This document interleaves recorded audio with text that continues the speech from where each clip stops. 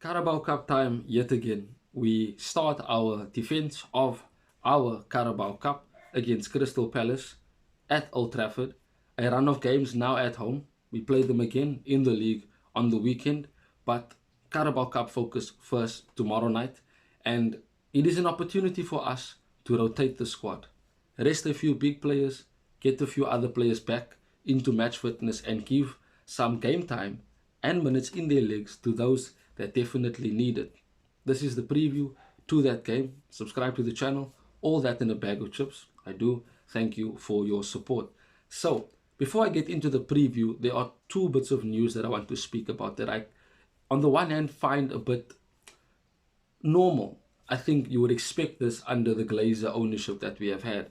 So first of all, it has been reported by Samuel Lockhurst that Hannibal Maybury might get his contract extended by 1 year as per his contract because of his good performances. Ten Hag is an admirer of him and sees him and have seen him develop underneath him and feels that he can be part of the first team.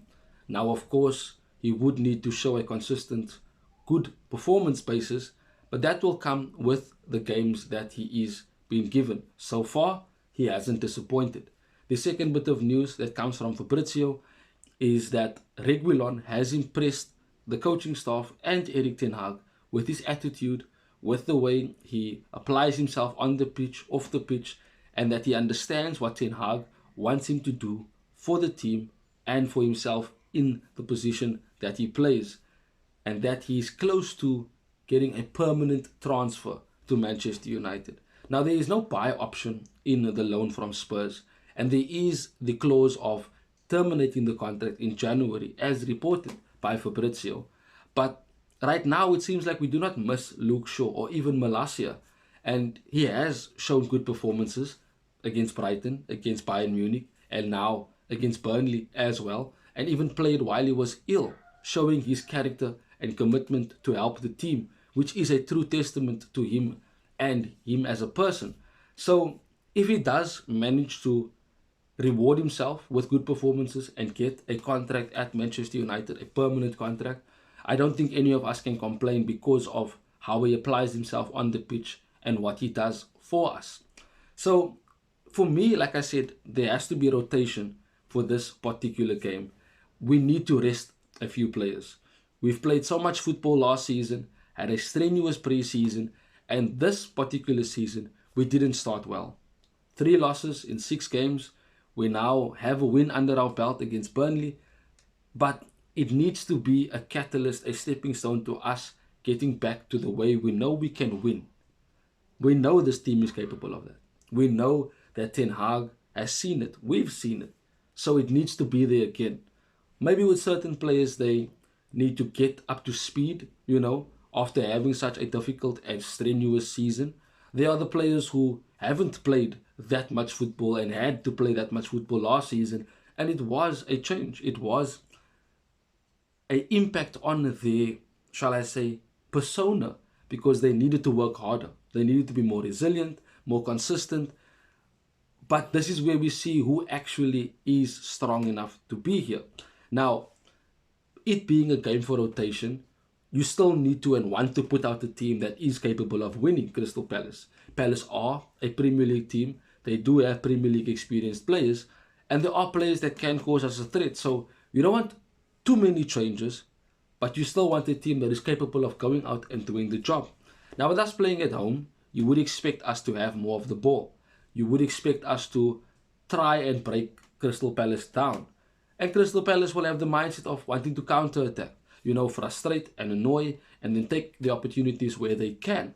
So for me, as a starting 11 for this game, based on rotation and who I feel should be rested, in the goal, I would start with Bayern Dur.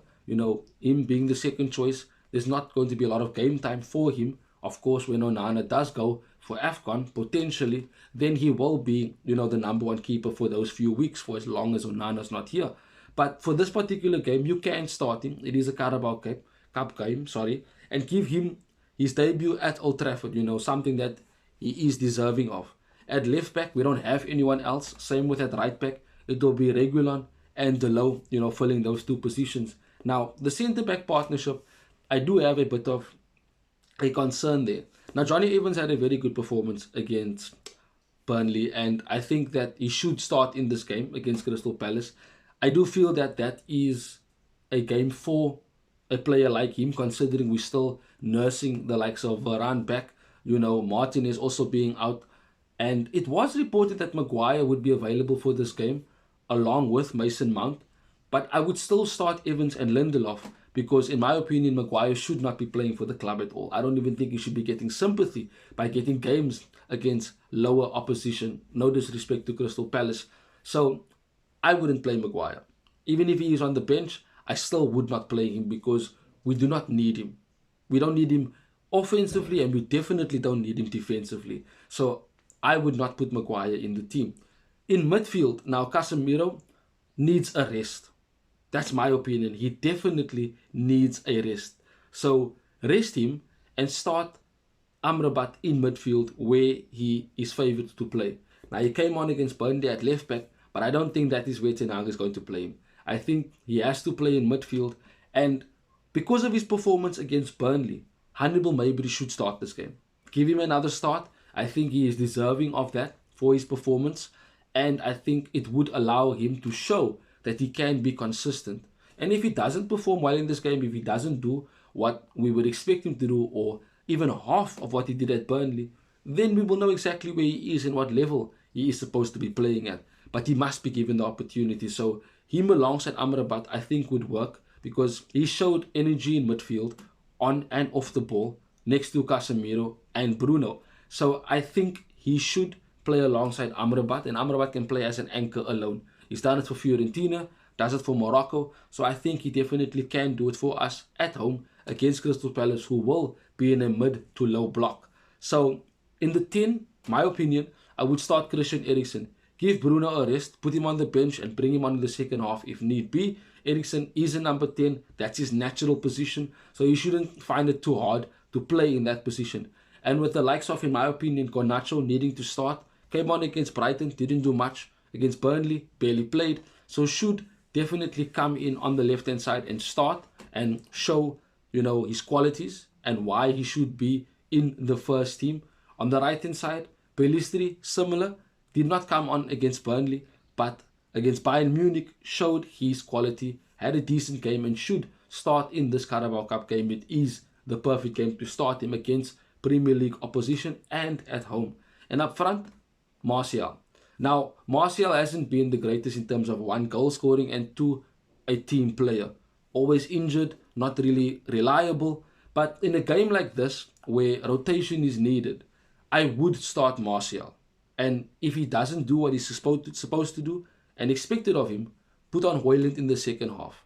And then get him to the bench. And of course, on the weekend, Højlund would start and he would be on the bench again. This is an opportunity for Martial to stake a claim for a starting position against Crystal Palace on the weekend, but we all know Ten Hag will probably go with Højlund, considering how much better he is at holding up the ball and providing us with link-up play.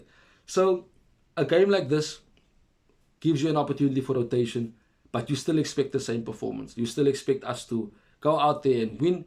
The team is capable of doing so. It's not a weakened team. It's still a team capable of creating opportunities and scoring goals. And you will have a bench of, Marcus Rashford, Bruno Fernandes, Mason Mount, who would also be there as an option. So there are options to come in and change the dynamics of the game that would allow us to create more opportunities and go out there and win. So a good game to look forward to, but I hope that it's not going to be a game where Crystal Palace decides to turn up and play like there's nothing to lose. That is what they basically have at their disposal.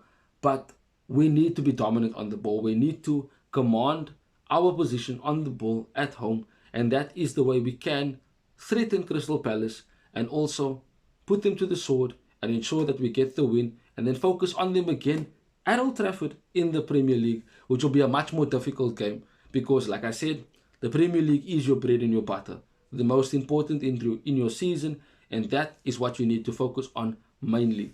So I want to see those changes. I hope Ten Hag makes changes and rotates the squad because that is what is needed.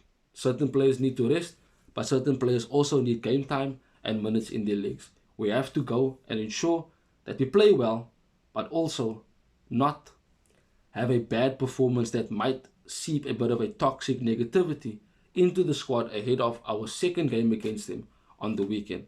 So, thank you for joining me. Subscribe to the channel, drop a like, share. You know what to do. Thank you for your support. And of course, till we speak again soon, Red Devils. Bye bye. Thanks for watching. If you want more content on Manchester United, like, share, and subscribe.